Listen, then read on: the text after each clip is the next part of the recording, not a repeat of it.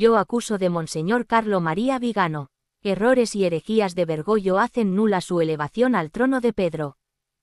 Marco Tosati. Queridos amigos y enemigos de Stilum Curiae, recibimos y publicamos con gusto esta declaración del arzobispo Carlo María Vigano.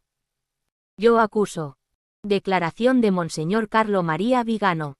arzobispo titular de Ulpiana, nuncio apostólico. Sobre la acusación de cisma. Pero aun cuando nosotros mismos o un ángel del cielo os anunciara un evangelio distinto del que os hemos anunciado, sea anatema. Como lo tenemos dicho, también ahora lo repito. Si alguno os anuncia un evangelio distinto del que habéis recibido,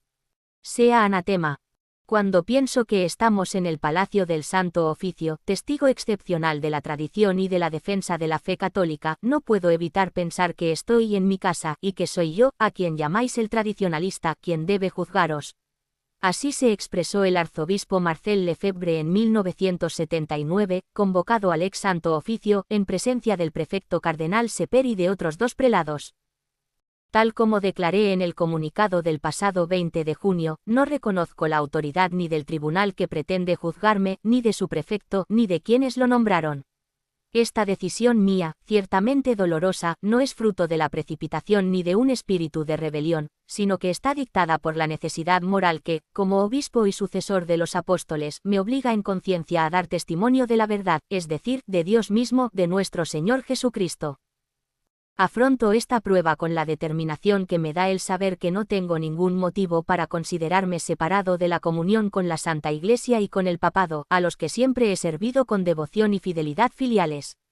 No podría concebir un solo momento de mi vida fuera de esta única arca de salvación, que la providencia ha constituido como cuerpo místico de Cristo, en sumisión a su cabeza divina y a su vicario en la tierra. Los enemigos de la Iglesia Católica temen el poder de la gracia que actúa a través de los sacramentos y especialmente el poder de la Santa Misa, terrible catecon que frustra muchos de sus esfuerzos y gana para Dios tantas almas que de otro modo se condenarían. Y es precisamente esta conciencia del poder de la acción sobrenatural del sacerdocio católico en la sociedad lo que está en el origen de su feroz hostilidad a la tradición. Satanás y sus secuaces saben muy bien la amenaza que supone la única Iglesia verdadera para su plan anticristiano. Estos subversivos, a quienes los romanos pontífices han denunciado valientemente como enemigos de Dios, de la Iglesia y de la humanidad, son identificables en la inimica vis, la masonería. Esta se ha infiltrado en la jerarquía y ha logrado que ésta deponga las armas espirituales de las que disponía, abriendo las puertas de la ciudadela al enemigo en nombre del diálogo y de la fraternidad universal, conceptos que precisamente son intrínsecamente masónicos. Pero la Iglesia, siguiendo el ejemplo de su divino fundador, no dialoga con Satanás, lo combate. Las causas de la crisis actual. Como ha puesto en evidencia Romano Amerio en su fundamental ensayo Iota Unum, esta entrega cobarde y culpable comenzó con la convocatoria del Concilio Ecuménico Vaticano II y con la acción clandestina y muy organizada de clérigos y laicos vinculados a las sectas masónicas, encaminada a subvertir lenta pero inexorablemente la estructura de gobierno y de magisterio de la Iglesia para demolerla desde dentro. Es inútil buscar otras razones, los documentos de las sectas secretas prueban la existencia de un plan de infiltración concebido en el siglo XIX y llevado a buen término un siglo después, exactamente en los términos en que había sido pensado. Análogos procesos disolventes se habían producido anteriormente en el ámbito civil, y no es casualidad que los papas supieran ver la labor disgregadora de la masonería internacional en los levantamientos y en las guerras que ensangrentaron las naciones de Europa. A partir del concilio, la Iglesia se ha convertido entonces en portadora de los principios revolucionarios de 1789, como han admitido algunos de los partidarios del Vaticano II y como lo ha confirmado el aprecio, por parte de las logias, de todos los papas del concilio y del postconcilio, precisamente por los cambios que los francmasones venían invocando desde hacía tiempo.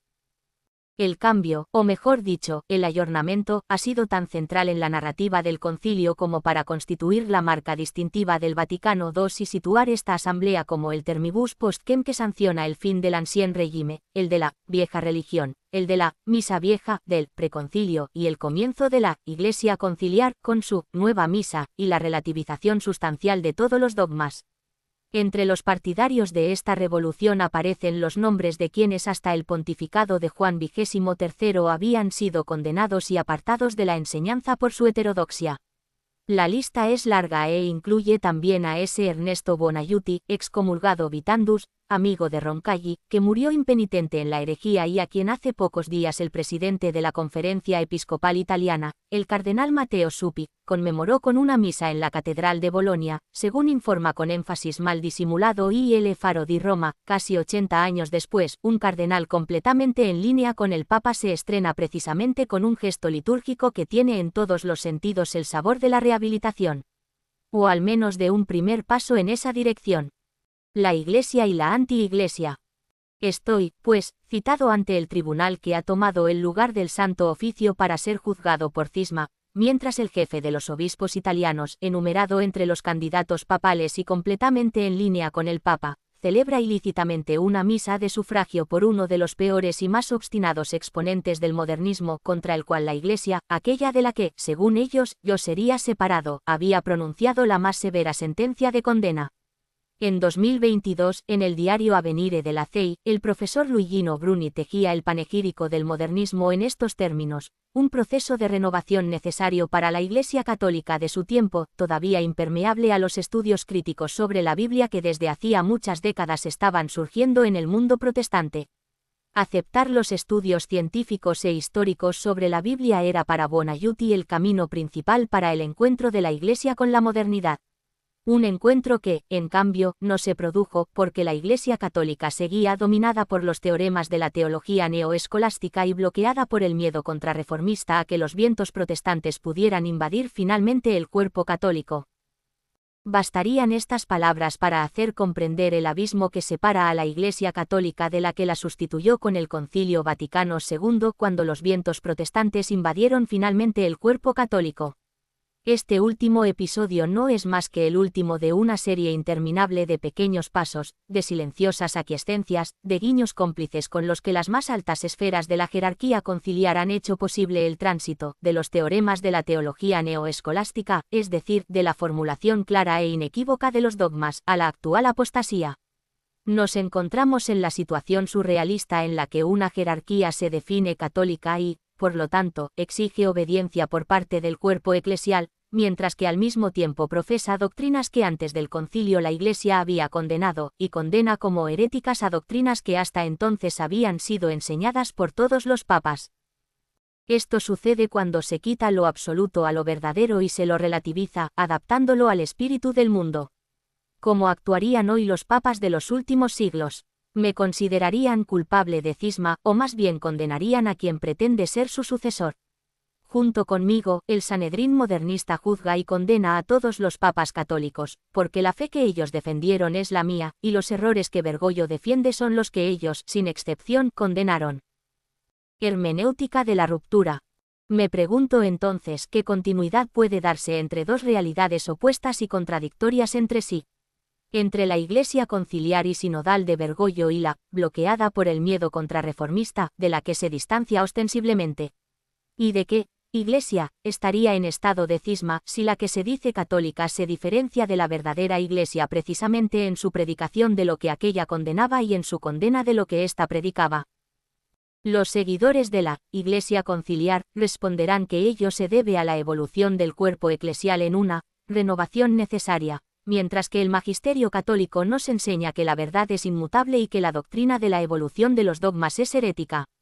Dos iglesias, ciertamente, cada una con sus doctrinas, sus liturgias y sus santos, pero para el católico la Iglesia es una, santa, católica y apostólica. Para Bergoglio, la Iglesia es conciliar, ecuménica, sinodal, inclusiva, inmigracionista, eco-friendly y gay-friendly. La autodestitución de la jerarquía conciliar. La Iglesia habría entonces comenzado a enseñar el error. Podemos creer que la única arca de salvación es al mismo tiempo un instrumento de perdición para las almas. Que el cuerpo místico se separa de su cabeza divina, Jesucristo, rompiendo así la promesa del Salvador. Evidentemente, esto no puede ser admisible y quienes lo sostienen caen en la herejía y en el cisma. La Iglesia no puede enseñar el error, ni su cabeza, el romano pontífice, puede ser a la vez hereje y ortodoxo, Pedro y Judas, en comunión con todos sus predecesores y al mismo tiempo en cisma con ellos? La única respuesta teológicamente posible es que la jerarquía conciliar, que se proclama católica pero abraza una fe diferente de la enseñada sistemáticamente durante 2000 años por la Iglesia católica, pertenece a otra entidad y, en consecuencia, no representa a la verdadera Iglesia de Cristo.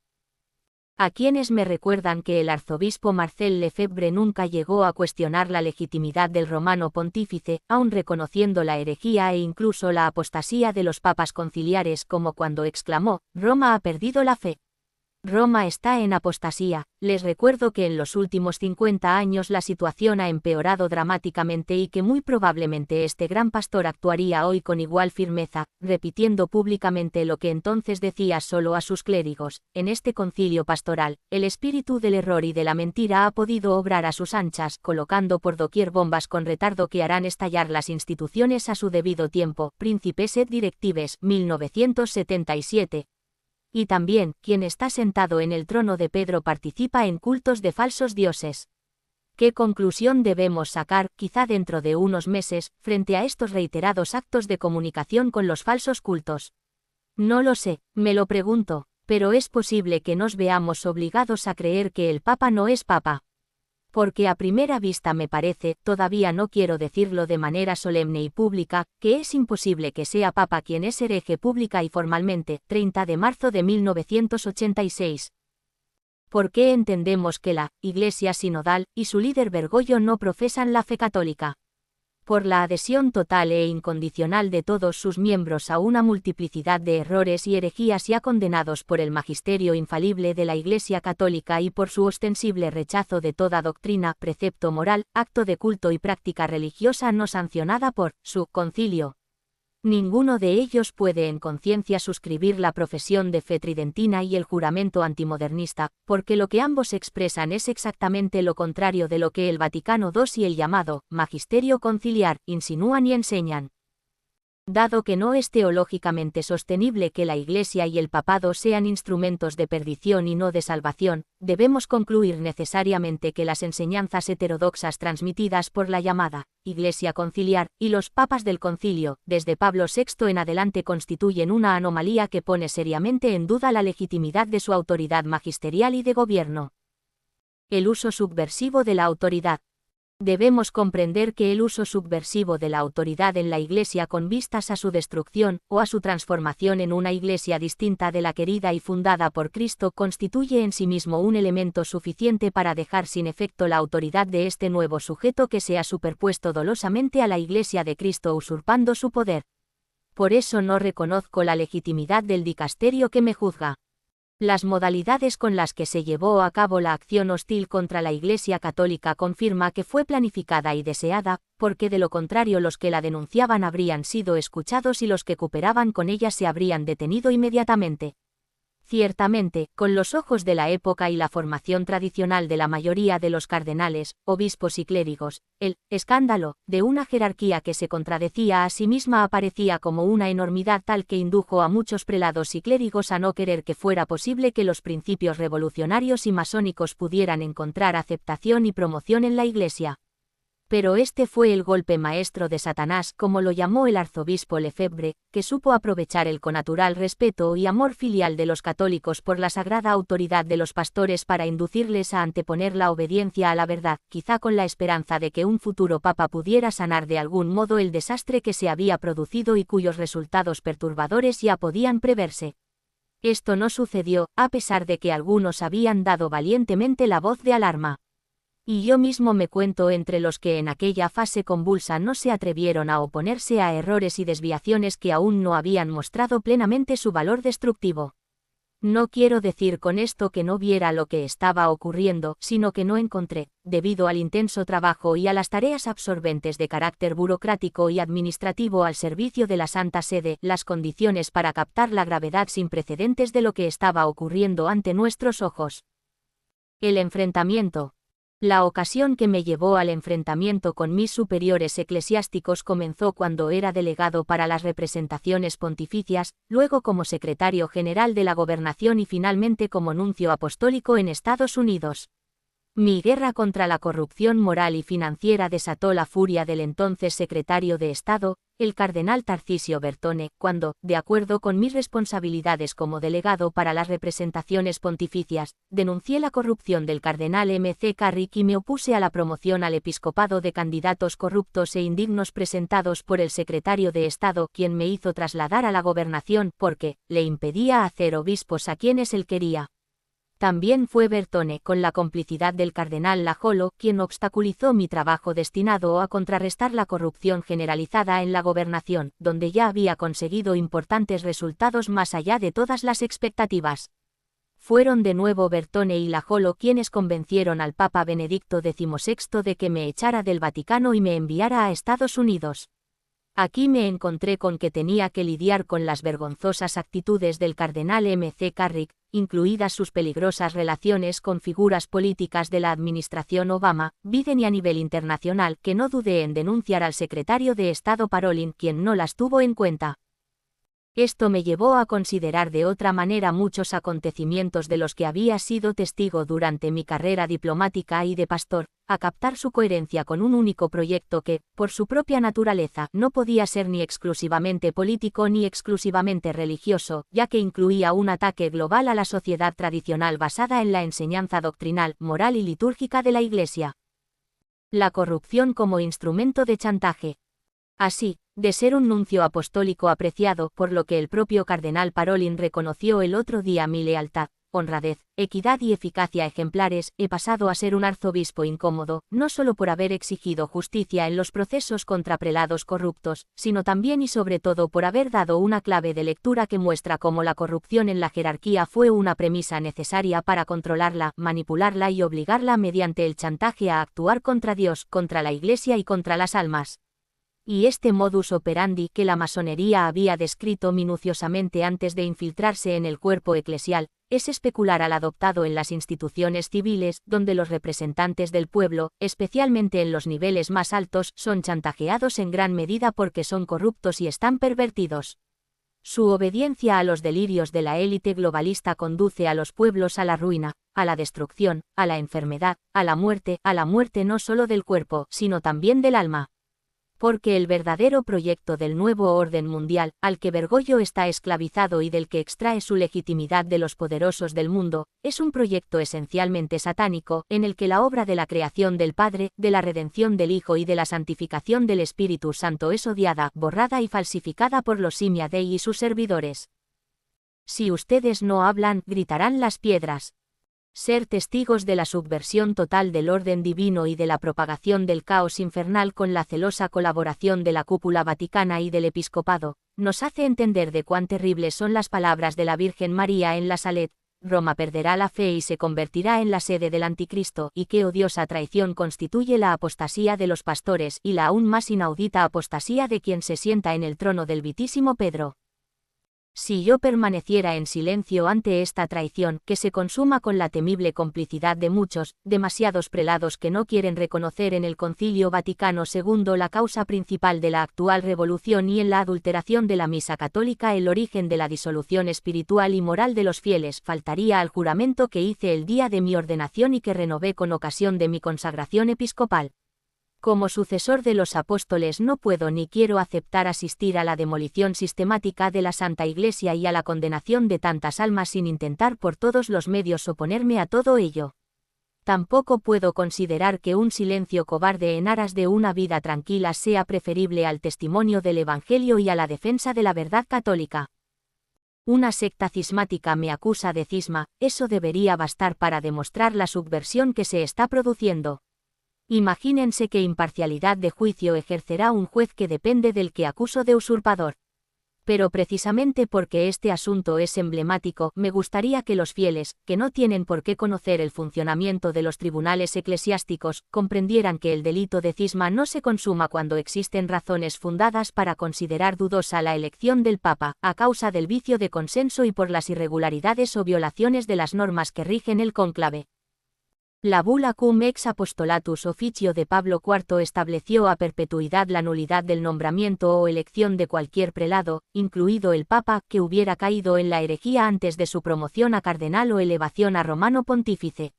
Define la promoción o elevación como nula, irrita et inanis, es decir, nula, inválida y sin valor alguno, aunque haya tenido lugar con la concordancia y el consentimiento unánime de todos los cardenales. Ni siquiera se podrá decir que haya sido convalidada por la recepción del cargo, de la consagración o de la posesión o por la entronización del mismo romano pontífice o por la obediencia que todos le presten y por el transcurso de cualquier tiempo en el dicho ejercicio de su cargo. Pablo IV añade que todos los actos realizados por esta persona deben considerarse igualmente nulos y que sus súbditos, tanto clérigos como laicos, quedan libres de obediencia hacia él, sin perjuicio, sin embargo, por parte de estos mismos súbditos, de la obligación de lealtad y obediencia que deben prestar a los futuros obispos, arzobispos, patriarcas, primados, cardenales y al romano pontífice canónicamente sucesores. Pablo IV concluye, y para mayor confusión de los así promovidos y elevados, si pretendieran continuar la administración, sea lícito solicitar el auxilio del brazo secular, ni por esta razón los que rehuyan la fidelidad y obediencia a los que han sido de la manera ya mencionada promovidos y elevados, sean sujetos a ninguna de aquellas censuras y castigos infligidos a los que quieren deshacer el manto del Señor. Por esta razón, con serenidad de conciencia, considero que los errores y las herejías a los que Bergoglio adhirió antes, durante y después de su elección y la intención puesta en su supuesta aceptación del papado hacen nula su elevación al trono.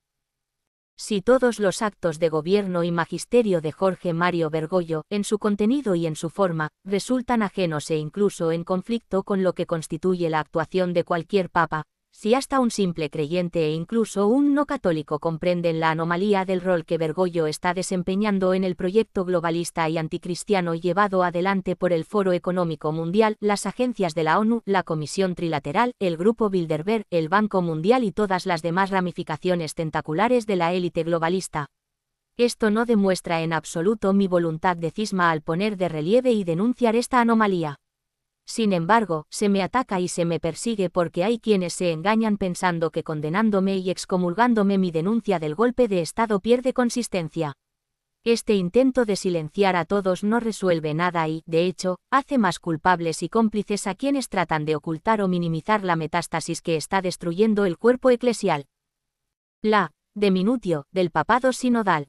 A esto se agrega el documento de estudio El Obispo de Roma que el Dicasterio para la Promoción de la Unidad de los Cristianos publicó recientemente y la degradación del papado que se teoriza en él en aplicación de la encíclica Ut Eum Sint de Juan Pablo II que a su vez se refiere a la Constitución Lumen Gentium del Vaticano II. Parece totalmente legítimo y correcto, en nombre de la primacía de la verdad católica consagrada en los documentos infalibles del magisterio papal, preguntarse si la elección deliberada de Bergoglio de abolir el título apostólico de vicario de Cristo y optar por llamarse a sí mismo simpliciter obispo de Roma no constituye de alguna manera una deminutio del propio papado, un ataque a la constitución divina de la Iglesia y una traición al munus petrinum. Y bien mirado, el paso anterior lo dio Benedicto XVI, que inventó, junto con la hermenéutica, de una imposible continuidad entre dos entidades totalmente ajenas, el monstruo de un papado colegial, ejercido por el jesuita y por el emérito. El documento de estudio cita no por casualidad una frase de Pablo VI, el Papa es sin duda el mayor obstáculo en el camino hacia el ecumenismo, discurso al secretario para la promoción de la unidad de los cristianos, 28 de abril de 1967. Montini había comenzado a preparar el terreno 4 años antes, estableciendo enfáticamente el trirregno. Si esta es la premisa de un texto que debe servir para hacer compatible el papado romano con la negación del primado de Pedro que rechazan los herejes y los cismáticos, y si el mismo Bergoglio se presenta como primus inter pares en la asamblea de las sectas y denominaciones cristianas no en comunión con la sede apostólica, faltando a la proclamación de la doctrina católica sobre el papado definida solemne e infaliblemente por el Concilio Vaticano I, ¿cómo se puede pensar que el ejercicio del papado y la misma voluntad de aceptarlo no estén viciados por un vicio de consentimiento tal que haga nula o al menos altamente dudosa la legitimidad del Papa Francisco? ¿De qué Iglesia podría separarme, a qué Papa me negaría a reconocer, si la primera se define como una Iglesia conciliar y sinodal, en contraposición a la Iglesia preconciliar, es decir, la Iglesia de Cristo, y el segundo demuestra que considera el papado como una prerrogativa personal de la que puede disponer modificándolo y alterándolo a su antojo, y siempre en coherencia con los errores doctrinales implícitos en el Vaticano II y en el magisterio postconciliar. Si el papado romano, el papado, para entendernos, de Pío X, León XIII, Pío X, Pío XI, Pío XII, es considerado un obstáculo para el diálogo ecuménico y el diálogo ecuménico es perseguido como la prioridad absoluta de la Iglesia sinodal, representada por Bergoglio, ¿de qué otra manera podría materializarse este diálogo si no es en la eliminación de aquellos elementos que hacen al papado incompatible con él y por lo tanto manipulándolo de una manera totalmente ilegítima e inválida? El conflicto de tantos hermanos y fieles. Estoy convencido de que entre los obispos y sacerdotes hay muchos que han experimentado y experimentan aún hoy el desgarrador conflicto interior de verse divididos entre lo que Cristo Pontífice les pide y ellos lo saben y lo que el que se presenta como obispo de Roma impone por la fuerza, con chantajes y con amenazas. Hoy es tanto más necesario que los pastores despertemos de nuestro letargo, ora estiamnos de somnos urgere. Nuestra responsabilidad frente a Dios, a la Iglesia y a las almas nos exige denunciar inequívocamente todos los errores y desviaciones que hemos tolerado durante demasiado tiempo, porque no seremos juzgados ni por Bergoglio ni por el mundo, sino por nuestro Señor Jesucristo. A Él daremos cuenta de cada alma perdida por nuestra negligencia, de cada pecado cometido por ella a causa nuestra, de cada escándalo ante el que hemos callado por falsa prudencia, por quietud, por complicidad. En el día en que debería comparecer frente al dicasterio para la doctrina de la fe para defenderme, he decidido hacer pública esta declaración mía, a la que añado una denuncia contra mis acusadores, su concilio y su papa. Ruego a los santos apóstoles Pedro y Pablo, que consagraron la tierra del alma urbe con su propia sangre, que intercedan ante el trono de la majestad divina, para que obtengan que la Santa Iglesia sea finalmente liberada del asedio que la eclipsa y de los usurpadores que la humillan, haciendo de la Domina Gentium la sierva del plan anticristiano del nuevo orden mundial. En defensa de la Iglesia. La mía no es, pues, una defensa personal, sino la de la Santa Iglesia de Cristo, en la que he sido constituido obispo y sucesor de los apóstoles, con el mandato preciso de custodiar el depósito de la fe y de predicar la palabra, insistir oportuna e inoportunamente, reprender, exhortar con toda paciencia y doctrina. Rechazo con vehemencia la acusación de haber rasgado el manto inconsútil del Salvador y de haberme sustraído a la suprema autoridad del Vicario de Cristo. Para separarme de la comunión eclesial con Jorge Mario Bergoglio, primero tendría que haber estado en comunión con él, lo cual no es posible, desde el momento que el mismo Bergoglio no puede ser considerado miembro de la Iglesia debido a sus múltiples herejías y a su manifiesto extrañamiento e incompatibilidad con el cargo que inválida e ilícitamente ostenta. Mis acusaciones contra Jorge Mario Bergoglio. Frente a mis hermanos en el episcopado y todo el cuerpo eclesial, acuso a Jorge Mario Bergoglio de herejía y cisma, y como hereje y cismático exijo que sea juzgado y apartado del trono que indignamente ocupa desde hace más de 11 años. Esto no contradice en absoluto el adagio prima sede sanemine judicatur, porque es evidente que un hereje, en la medida en que no puede asumir el papado, no está por encima de los prelados que lo juzgan. Acuso igualmente a Jorge Mario Bergoglio por haber provocado, a causa del prestigio y de la autoridad de la sede apostólica que usurpa, graves efectos adversos, esterilidad y muerte en los millones de fieles que han seguido su martilleante llamada a someterse a la inoculación de un suero génico experimental producido con fetos abortados, llegando incluso a hacer publicar una nota indicando su uso como moralmente lícito. Tendrá que responder ante el Tribunal de Dios por este crimen contra la humanidad. Por último, denuncio el acuerdo secreto entre la Santa Sede y la dictadura comunista china, por el que la Iglesia es humillada y obligada a aceptar el nombramiento gubernamental de obispos, el control de las celebraciones y las restricciones a su libertad de predicación, mientras los católicos fieles a la sede apostólica son perseguidos impunemente por el gobierno de Pekín ante el silencio cómplice del Sanedrín romano. El rechazo de los errores del Vaticano II. Constituye para mí un honor que se me acuse de rechazar los errores y las desviaciones implicadas en el llamado Concilio Ecuménico Vaticano II, al que considero completamente desprovisto de autoridad magisterial a causa de su heterogeneidad respecto a todos los verdaderos concilios de la Iglesia que reconozco y acepto plenamente, así como a todos los actos magisteriales de los romanos pontífices. Rechazo firmemente las doctrinas heterodoxas contenidas en los documentos del Vaticano II que han sido condenadas por los papas hasta Pío XII o que contradicen de alguna manera el magisterio católico, cf. Apéndice I. Me resulta cuando menos desconcertante que quienes me juzgan por cisma sean los que se apropian de la doctrina heterodoxa, según la cual subsiste un vínculo de unión, con los que, siendo bautizados, lo son con el nombre de cristianos, pero no profesan integralmente la fe o no conservan la unidad de la comunión bajo el sucesor de Pedro. Me pregunto con qué descaro se puede desafiar a un obispo a romper una comunión que también se afirma que existe con herejes y cismáticos. De la misma manera, condeno, rechazo y repudio las doctrinas heterodoxas expresadas en el llamado Magisterio postconciliar, originadas por el Vaticano II, así como las recientes herejías relativas a la Iglesia sinodal, a la reformulación del papado en clave ecuménica, la admisión de concubinarios a los sacramentos y a la promoción de la sodomía y de la ideología de género. Asimismo, condeno la adhesión de Bergoglio al fraude climático, una insana superstición neomalthusiana engendrada por quienes, odiando al Creador, no pueden sino detestar también la creación y con ella al hombre, hecho a imagen y semejanza de Dios. Conclusión. A los fieles católicos, hoy escandalizados y desorientados por los vientos de novedad y de las falsas doctrinas que promueve e impone una jerarquía rebelde al Divino Maestro, les pido que recen y ofrezcan sus sacrificios y ayunos pro libertate et exaltatione sanctae matris ecclesiae, para que la Santa Madre Iglesia recupere su libertad y pueda triunfar con Cristo después de este tiempo de pasión.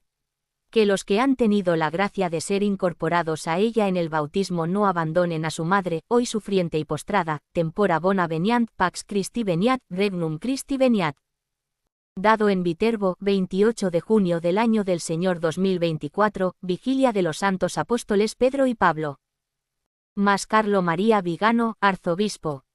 Publicado originalmente en italiano el 28 de junio 2024.